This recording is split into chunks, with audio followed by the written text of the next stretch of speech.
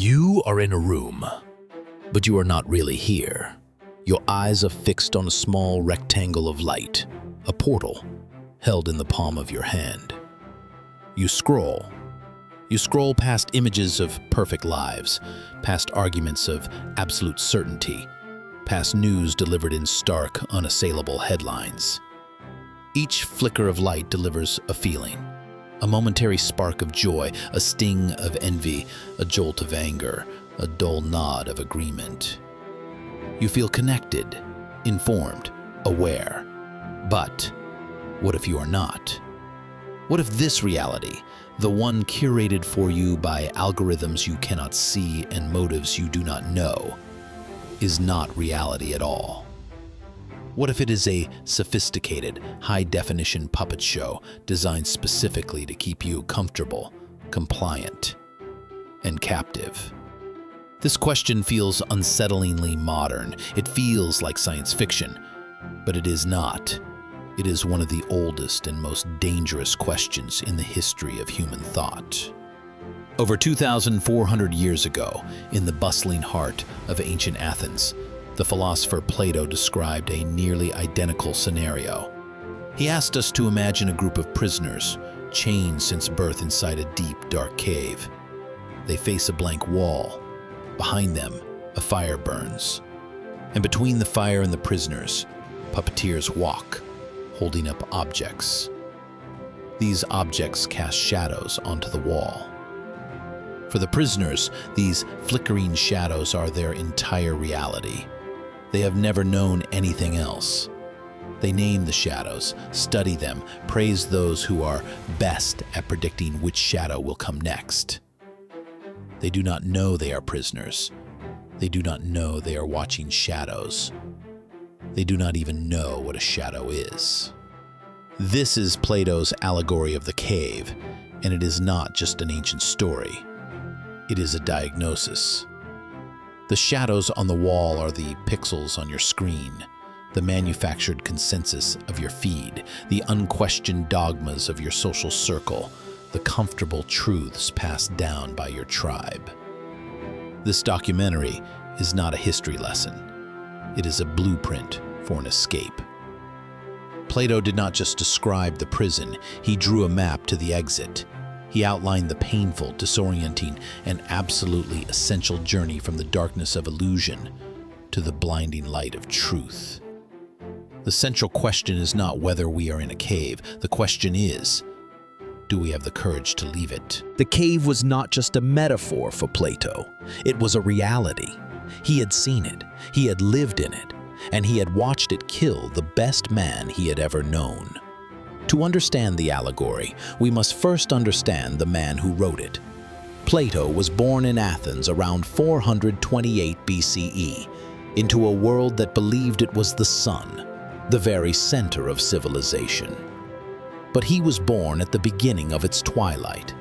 His childhood was defined by the Peloponnesian War, a long, grinding conflict that saw Athens, the supposed beacon of democracy and reason, decay from within. He witnessed plague, political coups, and a rising tide of paranoia. The glory of Athens was a story told by elders.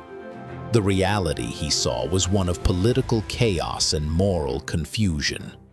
The democracy his parents praised had become a fickle, dangerous mob.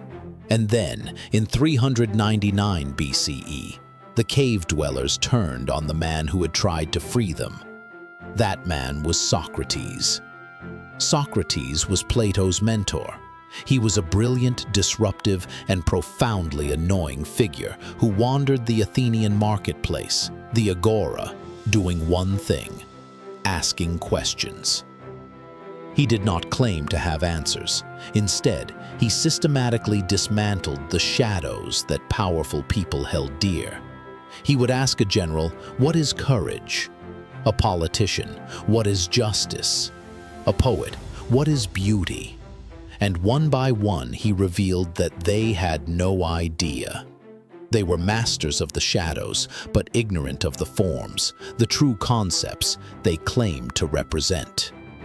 This was more than an academic exercise. It was a threat. To the prisoners, the man who questions the shadows is a destabilizing force. And so the powerful men of Athens, the puppeteers, dragged Socrates to trial on charges of corrupting the youth and impiety. Plato was there. He watched as his mentor, the wisest and most virtuous man he knew, was condemned to death by a democratic vote. A jury of 501 Athenian citizens, the representatives of the enlightened public, listened to the arguments and chose the shadows. They chose the comfort of their illusions over the disruptive challenge of the truth. They voted to kill the man who had tried to tell them they were in a cave. This event was the crucible of Plato's philosophy. It was his first horrifying glimpse of the sun. He saw, in the most brutal way possible, that truth is not determined by a majority vote. He saw that public opinion, the collective consensus of the cave, could be catastrophically, mortally wrong. The execution of Socrates proved to Plato that the world of shadows was not just imperfect, it was dangerous. It was a system that actively destroys the good. Plato fled Athens. He traveled for over a decade, studying in Egypt, Italy, and Sicily. But he was not a tourist. He was a man with a single burning question. If the world of our senses, the world of public opinion and politics, is a dark and murderous cave, then where do we find what is real? Where do we find the good? His life's work, including the Republic and the Allegory of the Cave, was his answer. He was not just writing philosophy, he was building an escape hatch. To build his escape hatch, Plato first needed to provide a perfect schematic of the prison. The Allegory of the Cave is that schematic. It is not a vague story, it is a precise, multi-layered philosophical argument. We must analyze it piece by piece to understand its devastating accuracy. First, there are the prisoners. That, Plato says, is us. Born into chains, we are ignorant of our own captivity. The chains. These are not physical restraints. They are the invisible bonds of custom, tradition, and social dogma. They are the assumptions we never think to question, the fear of being different, the powerful, gravitational pull of what everyone else thinks. We are chained, Plato argues, by our own intellectual conformity. The shadows on the wall. This is the world as we perceive it through our five senses. It is the world of particular things, not justice, but this specific court ruling, not beauty, but that particular person, painting, or sunset. It is the entire empirical world we see, hear, and touch. We believe it is the only reality because it is all we have ever known. And now, the most crucial part, the fire and the puppeteers. The fire, Plato says, is a manufactured source of light. It is not the true sun. It represents the truth as defined by our culture. And the puppeteers? These are the shapers of that culture. They are the poets, the politicians, the rhetoricians, the media. In our age, the algorithm creators, the influencers, the talking heads. They are the ones who select which puppets, which ideas, which values, which versions of success or patriotism or the good life are held up before the fire to cast the shadows we all agree to call reality. The prisoners, ignorant of this entire mechanism, mistake the echo for the voice and the shadow for the object. But Plato's diagnosis goes even deeper. He doesn't just describe the cave, he provides the intellectual X-ray that shows its hidden structure. This is his theory of forms and the divided line. This is the academic core of his entire philosophy. Imagine a vertical line. Plato divides it into two main sections, the visible world, the world inside the cave, and the intelligible world, the world outside the cave, the world of thought.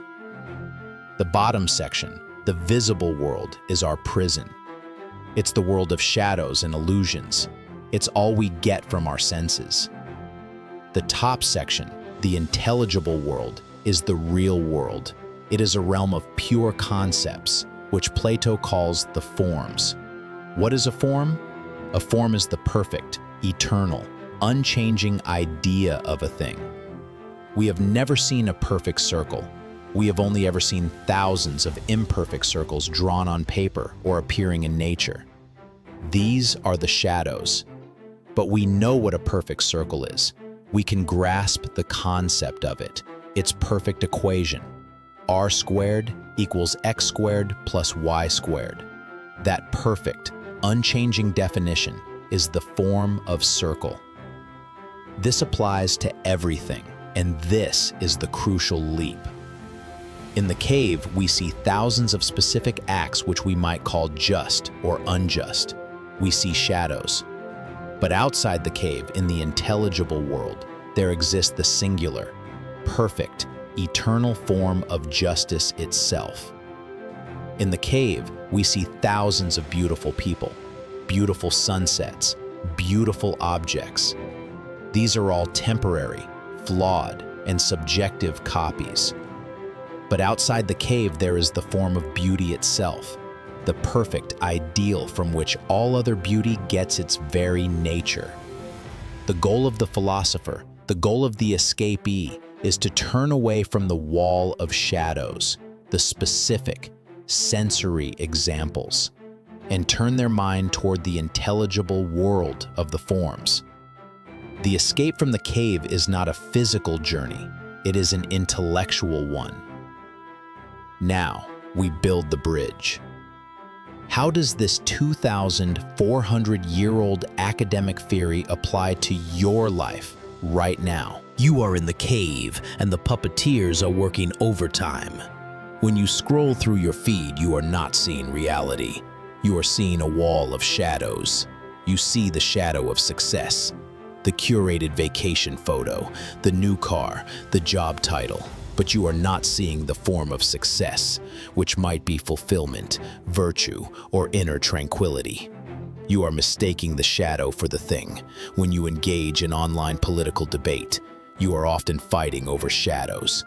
You are given two prepackaged puppets, two simplified, partisan sides of an issue. The puppeteers, media outlets, political parties, parade these simplified arguments before the fire of public opinion, and we, the prisoners, chain ourselves to one shadow or the other, convinced it is the whole truth. We never turn our heads. We never ask, what is the form of justice in this situation? What would a truly good society, independent of these two options, actually look like? Plato's bridge is a challenge. Stop mistaking the menu for the meal. Stop mistaking the tweet for the truth. Stop mistaking the shadow of success for actual fulfillment. The chains that hold you are your own assumptions. The belief that your sense of self-worth is tied to the shadows of public validation. The belief that the reality presented on your screen is the only reality. The first act of escape, Plato teaches, is the terrifying, exhilarating realization that the shadows are just shadows. The world you have known is a fabrication. The prison is real, and the exit, while difficult, is open. The first step is realizing you are in a prison. The next step is the escape. And Plato is brutally honest about this moment. It is not a joyous, triumphant flight to freedom. It is an agony. In the Allegory, one prisoner is freed from his chains and compelled suddenly to stand up and turn his head. He is dragged up the steep and rugged ascent. He does not go willingly. Why would he? The cave is all he knows. It is his home. When he is first forced to look at the fire, the manufactured light of the cave, his eyes hurt. He turns away, back to the shadows he understands. But his liberator, the Socratic teacher, drags him onward, out of the mouth of the cave and into the upper world. He is forced into the direct presence of the sun. The light is blinding. It is a searing, agonizing pain. He can see nothing. He is enraged, confused, and utterly disoriented. His old reality has been shattered, but this new reality is incomprehensible, a painful, blazing whiteness. This, Plato tells us, is the first stage of a real education. It is not the gentle putting of knowledge into the soul. It is the violent turning of the soul away from what is comfortable and toward what is true. This is the intellectual dark night of the soul. It is the moment you question a belief you have held your entire life, your religion, your political party, your idea of success, and you are left with nothing. It is the vertigo of genuine critical thought. It is the burning pain of, I don't know. Slowly, the escaped prisoner's eyes adjust. First, he can only see the shadows of real objects, then their reflections in water. Then at last, he can look at the objects themselves, the trees, the stars, the moon. And finally, after a long and painful acclimation, he is able to look at the sun itself. He sees that the sun, the form of the good, is the source of all truth, all reality. It is what gives life to the trees, what allows him to see, and what, far below, even causes the fire in the cave to burn. He has escaped. He is free. He pities the prisoners below, with their honors and praises for being good shadow guessers. But his journey is not over. He feels a duty to return. He must go back down. He must tell the others. And this, Plato warns, is the most dangerous part of the journey. He descends back into the darkness, but his eyes, now accustomed to the sun, are blind. He cannot see the shadows clearly anymore. He stumbles. He looks like a fool. When he tries to explain what he saw, a world above, of staggering dimension, a sun of pure truth, the prisoners laugh at him. They mock him. He has gone up, they say, and returned with his eyes ruined. When he tries to unchain them, to liberate them and drag them upward, their mockery turns to hostility. He is attacking their reality. He is insulting their entire way of life. He is a threat. Plato writes, with a chilling reference to his executed master, Socrates, and if they could get their hands on the man who was trying to set them free, they would kill him. This is the bridge to our modern world. This is the social gravity of the cave. The cave wants you back. The prisoners demand you stay. This is the family dinner where you dare to question a long-held political belief, and you are met with stunned, angry silence. This is the friend group that mocks you for getting too serious, for reading books, for quitting the habit, for trying to improve your mind instead of just having fun. This is the online mob, the digital prisoners, who swarm anyone who questions the consensus. They are the guardians of the shadows. They do not just disagree, they seek to cancel, to deplatform, to silence, to metaphorically kill the one who has returned. The cost of leaving the cave is alienation. The reward is truth. The challenge is the terrible, lonely choice between the two. Plato warns us, do not expect to be celebrated for your escape. Expect to be seen as a fool or as a danger. The prisoners will not thank you for telling them their reality is a lie. They will in fact hate you for it. The ascent is a painful, personal struggle. The return is a social and political war. Plato's cave is not a place. It is a state of mind. This is the final, profound, and most personal lesson of the allegory. The prison is not external. It is internal. The chains are not made of iron. They are made of unexamined thoughts. And in the 21st century, the cave has been upgraded. It is no longer a damp stone wall. It is a personalized, high-definition, infinitely scrolling feed. The shadows are now targeted content, deep fakes, and curated images of perfection, delivered with pinpoint precision. The puppeteers are no longer just politicians and poets. They are algorithms. They are vast, unfeeling systems of code whose only goal is to hold your attention. They have studied you. They know which shadows will make you angry, which will make you envious, which will make you afraid, and which will give you the comforting illusion of belonging. This is the digital cave. It is an echo chamber that reflects your own biases back at you, convincing you that your shadows are the entire world. It is a system that identifies those who question the consensus, the escapees, and allows the other prisoners to swarm them, to mock them, to kill their reputation, all from the comfort of their own chains. So how do we escape? We cannot all flee to the wilderness and meditate on the forms. The escape, for us, must be an internal one. Plato, through Socrates, gave us the tools. The escape begins with the Socratic method. It begins with asking questions. Question the algorithm. When you feel a jolt of anger from a headline, ask, who benefits from my anger? Question the shadows of success. When you feel envy at a curated life, ask, am I seeing the shadow of happiness or the form of fulfillment? Question your own most cherished beliefs. Ask, is this belief something I arrived at through painful, independent thought? Or is it a comfortable, inherited chain? The escape from the cave is not a one-time event. It is a daily practice. It is the daily habit of intellectual hygiene. It is choosing the book over the feed. It is seeking out the strongest arguments for the other side, rather than the weakest. It is embracing the pain of, I don't know, over the comfort of easy certainty. It is having the courage to be the fool at the dinner table who asks the uncomfortable question. This is the modern path of the philosopher. Plato's Allegory is not a story about them, the ignorant masses. It is a story about us.